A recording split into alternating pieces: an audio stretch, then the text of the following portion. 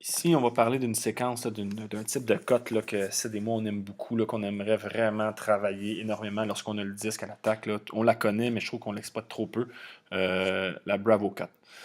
Donc ici, mise en situation, les noirs viennent attraper le disque. Donc peut-être un petit cafouillis en défensive de la part des blancs. Regardez bien ici, examine de quoi je parle. Bravo Cut. Super belle passe, Maxime. Ça, c'est vraiment une passe là, qui pourrait vraiment nous faire du bien, là, nous permet d'attaquer le bris d'une manière relativement facile. Donc, on va juste décortiquer cette situation-là, voir comment on peut la mettre en place plus facilement. D'abord, on revient en arrière. Regardez là. Juste comme ça, premier commentaire là, qui est défensif. François, ici. Situation où il y a un long dump à Maxime. Je comprends pas pour. Ben, je comprends pas. J'aurais aimé, François, qu'il soit beaucoup plus ici, là, qui empêche un retour, là, qui empêche cette passe-là, puisque Maxime qui part dans le fond le long de la ligne comme ça, c'est plus ou moins dangereux. Bon, cela étant dit, la passe est faite, la marque est mise. Yann s'en vient du côté ouvert ici, va rentrer. Maxime reconnaît que son défenseur est dans ses shorts.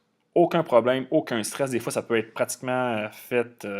Mockingbird le fait régulièrement, le fait exprès pratiquement pour laisser croire au défenseur qu'il est dans ses shorts, alors qu'un brusque changement de direction aussi du côté fermé va créer vraiment une belle opportunité d'une passe, mais d'une passe dans le bris. Donc ici, lorsque Yann attrape le disque, situation parfaite pour avoir une continuité. Là. Donc là, c'est vraiment le temps d'y aller à contre-flow. Là.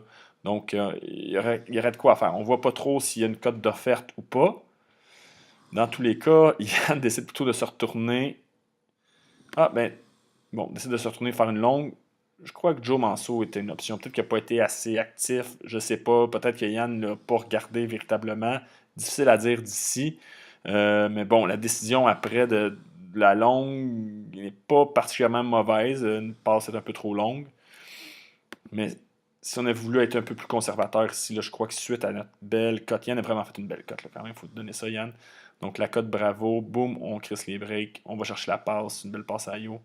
Une petite passe ici dans le bris, peut-être. C'est ce que j'aurais aimé, une continuité là, à Joe Manso qui était. Oui, ouais, non, Joe Manso il est là. Ça aurait été génial. Petit commentaire sur cette cote bravo-là. Je l'aime beaucoup, mais une des erreurs qu'on fait souvent, le handler va attendre trop longtemps avant de libérer le disque. Donc, la cote bravo, si la passe est faite trop loin, une passe à Yo là, qui est très très longue, qui est très très loin, c'est très facile pour un défenseur de couper cette ligne de passe-là et de venir faire une D. Donc, la cote bravo va fonctionner si, dès le changement de direction, pratiquement, la passe est partie. OK? Ici, on va observer une séquence au niveau du fast break. Donc, on va regarder les blancs là, qui vont tomber à l'attaque. Et on va regarder un peu leur fast break. Là, en 4 passes réussissent à marquer. Donc, c'est un exemple ici là, d'une belle exécution.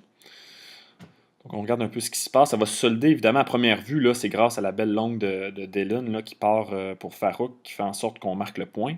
Mais il y a 3 éléments, j'aimerais qu'on retienne, là, qui feraient en sorte que notre fast break va être efficace.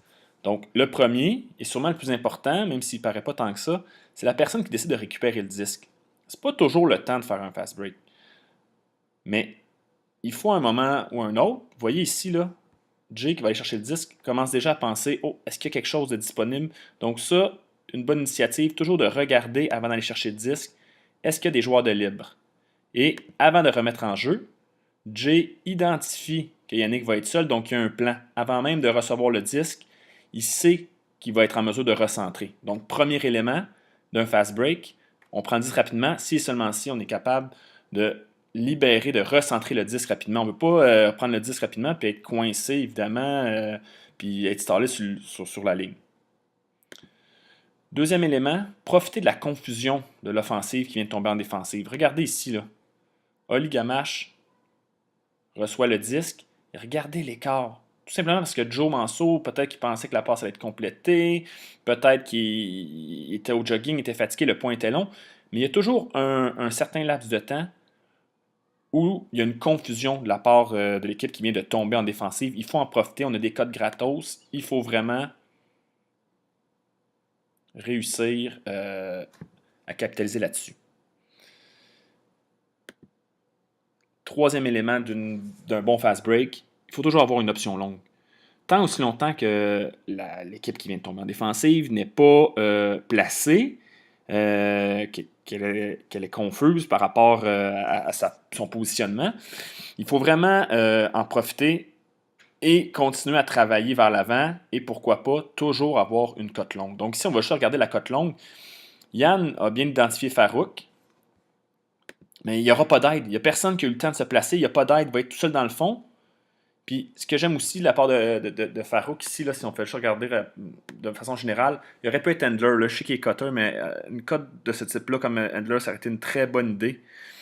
Il accélère une première fois, n'a pas le disque, décélère un peu, mais continue à regarder ce qui se passe. Yann ne voit pas que le disque est recentré, alors que Farouk, lui, est en mesure de voir que Dylan va attraper le disque. Donc, comme il est décéléré, il n'est pas trop loin. Il réaccélère et là, la passe peut partir. C'est vraiment la petite décélération qui a fait en sorte que Farouk a été en mesure de bien se démarquer pour attraper cette longue-là. Donc, on l'observe une dernière fois. Accélère, décélère, recentré, boum, on part. Toujours avoir une option longue, c'est le troisième point d'un bon fast break.